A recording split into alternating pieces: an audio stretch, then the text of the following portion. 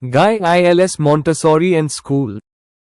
Grade 9, Physics. Federal Board Islamabad, 2025 onwards syllabus. Summary of Chapter 6. Torque and Stability, from Cantab Publisher Book, Federal Board Islamabad. These topics are covered in Chapter 4, Dynamics 2 from NBF Book, Federal Board Islamabad. Principles of Parallel Forces and Torque. Parallel forces.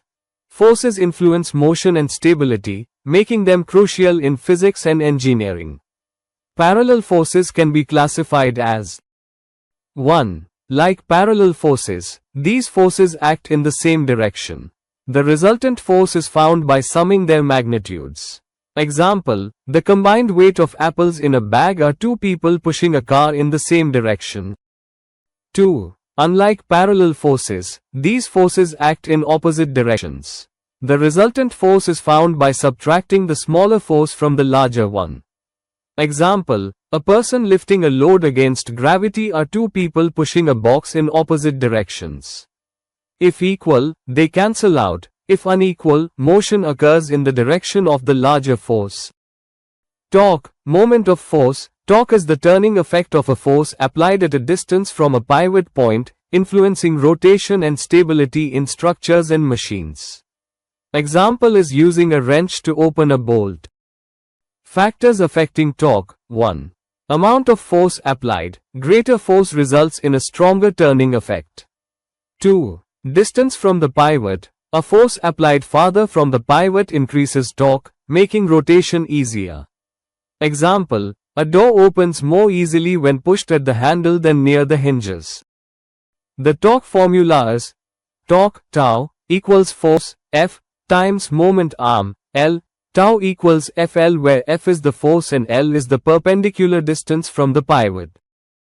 SI unit of torque, Newton meter, Nm.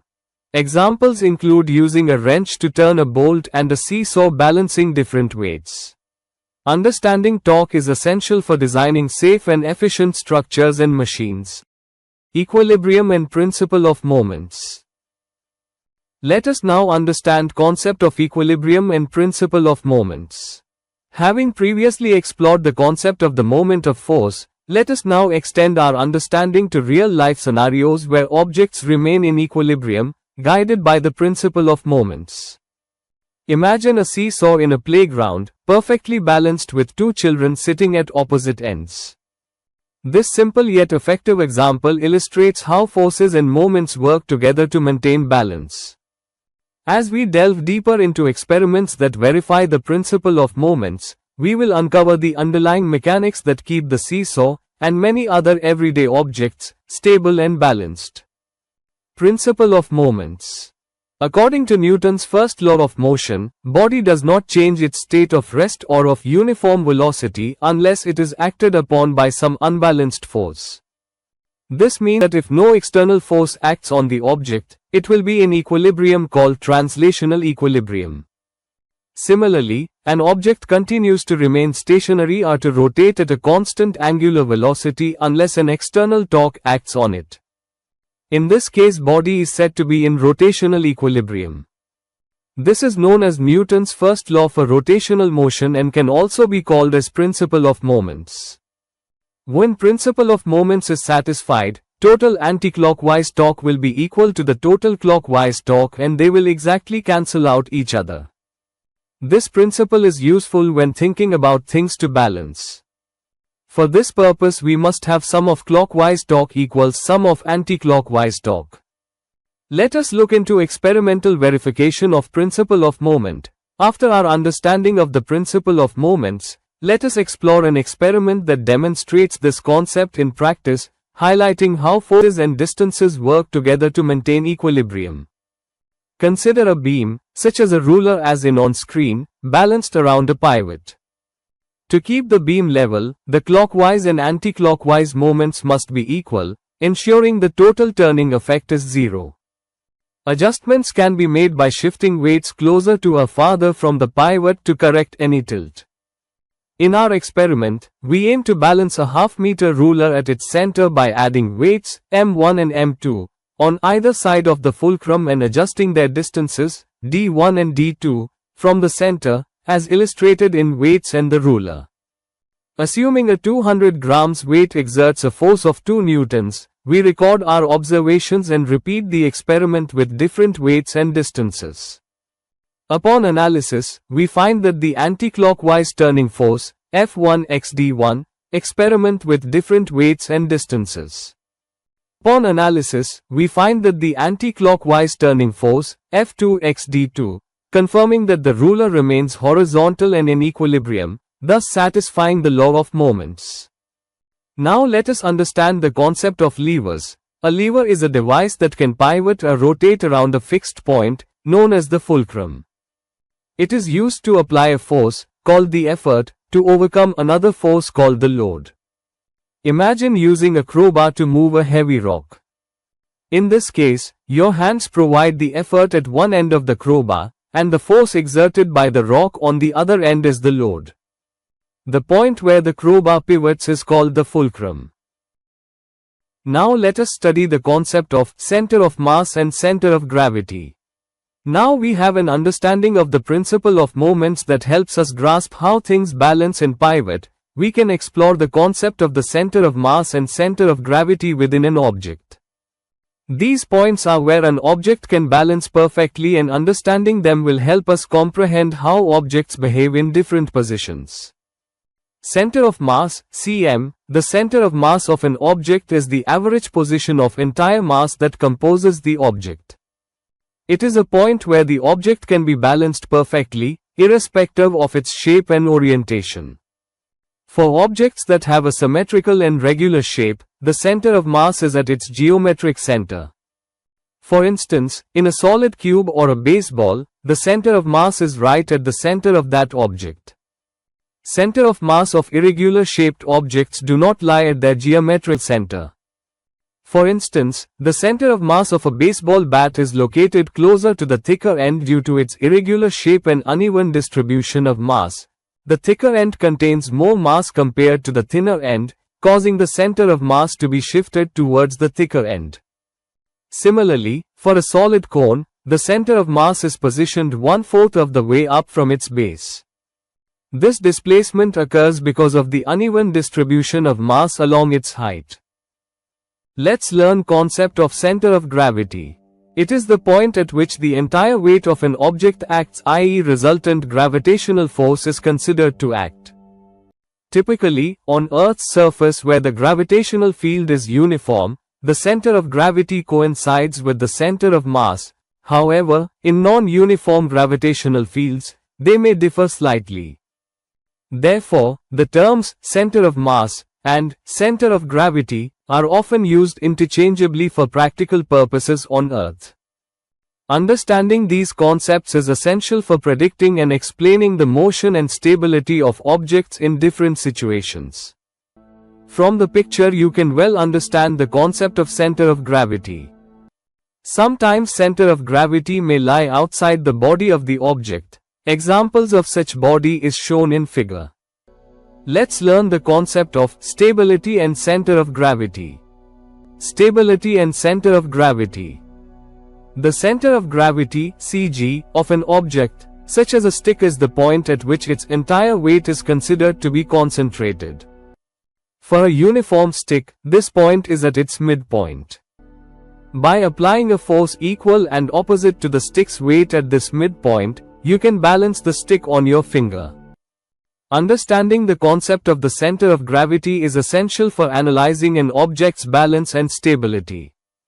Next, we will explore how the position of the center of gravity influences an object's stability and discuss strategies to enhance stability.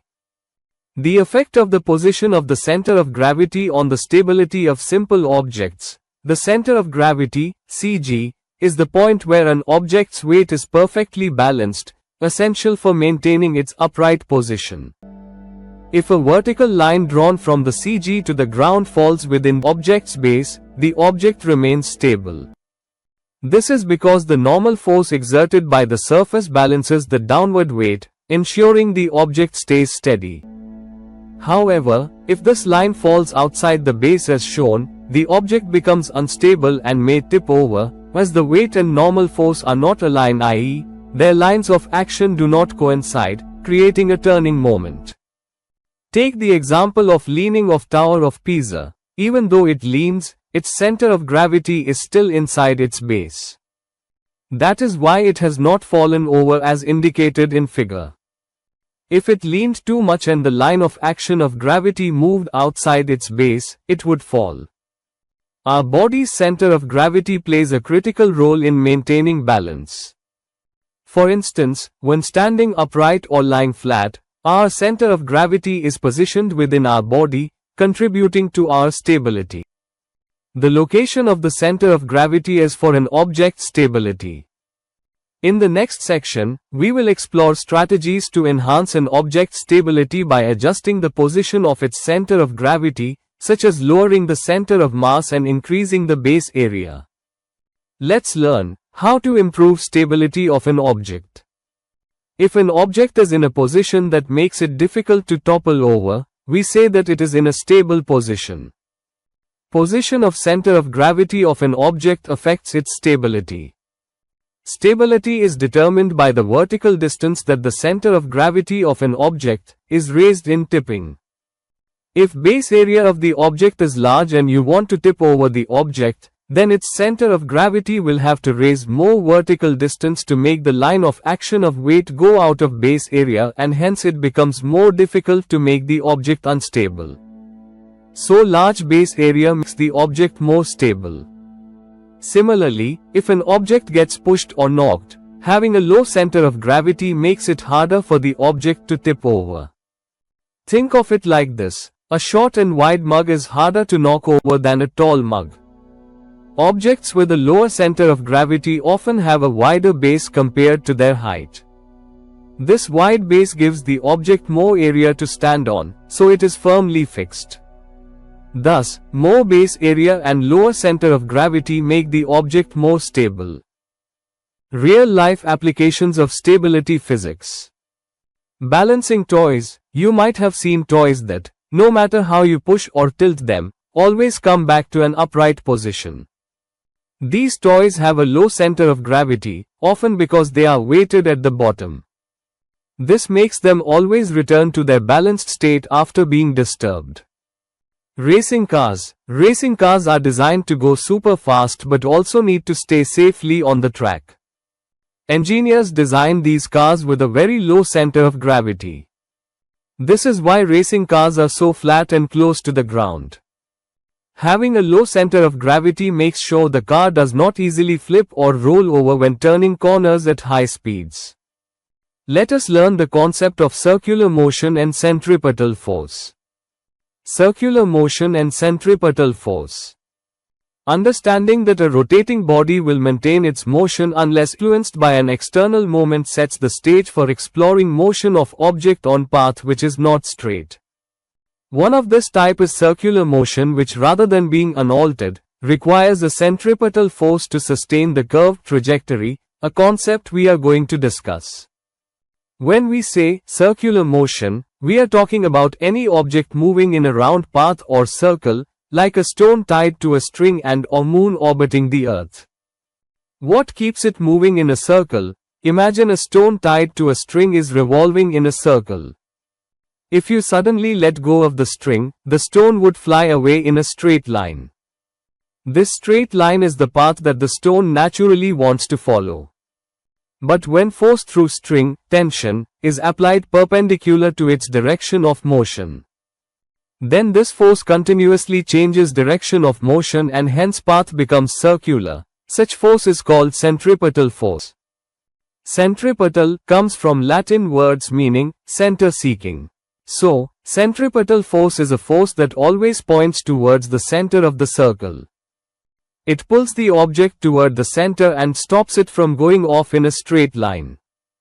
It is important to clarify that centripetal force is not a unique type of force. Rather, it is the role played by a force that causes circular motion. In the above discussed case, the tension within the string is the force that acts as the centripetal force, enabling the stone to maintain its circular trajectory. Some other real-world examples of forces will now be discussed. Friction. When a car rounds a corner, friction between the tires and the road supplies the centripetal force. This frictional force prevents the car from sliding outward and enables it to follow the curved path of the road. Gravitation. Celestial bodies exhibit circular or elliptical orbits due to the gravitational pull acting as the centripetal force. The Earth's gravity, for instance, keeps the Moon in orbit as indicated, while the gravitational pull of the Sun keeps the planets in their respective orbits. Normal force. The normal force exerted by the track on a roller coaster car is the pivotal force that enables the car to navigate through a loop. This force acts perpendicular to the surface of the track and directs the car toward the loop's center, functioning as the centripetal force necessary for circular motion. According to Newton's second law of motion, centripetal force continuously accelerating the ball in its direction, i.e., towards center of circle, which is produced due to change of direction of motion. Note that centripetal force does not change speed of the object revolving on a circle. It depends on the mass and speed of the object and also on radius of circle and is determined by the following relation, where m and v are the mass and speed of the object and r is radius of the circle. Centripetal force increases with higher speed, smaller radius, or greater mass. Let's learn the concept of planetary motion. Celestial bodies, such as planets and satellites, follow orbital paths due to gravitational forces, primarily from a central object like a star or planet. The motion of these bodies can be analyzed using average orbital speed, calculated by the formula average orbital speed equals v equals 2 pi r divided by t, where r is the orbital radius and t is the orbital period.